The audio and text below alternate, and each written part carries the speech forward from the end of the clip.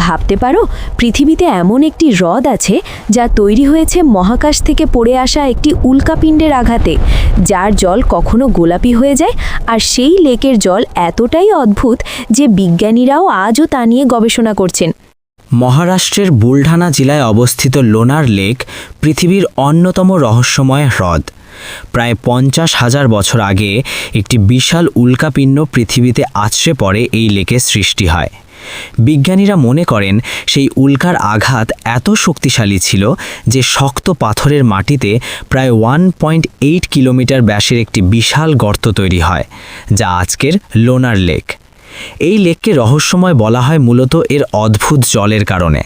সাধারণত পৃথিবীর বেশিরভাগ হ্রদের জল হয় মিষ্টি বা লবণাক্ত, কিন্তু লোনার লেকের জল একই সঙ্গে লবণাক্ত এবং ক্ষারীয়।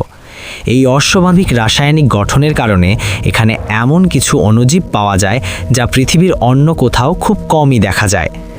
আরও আশ্চর্যের বিষয় হল, লেকটির ভেতরে দুটি ভিন্ন ধরনের জলের স্তর রয়েছে।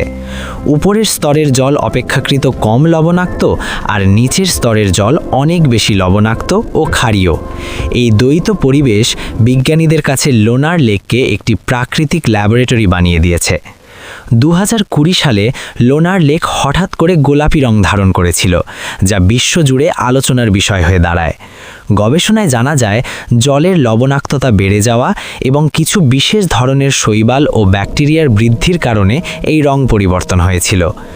লোনার লেকের চারপাশে রয়েছে প্রাচীন মন্দির এবং ঘন বনাঞ্চল, যা এই জায়গাটিকে আরও রহস্যময় ও আকর্ষণীয় করে তুলেছে।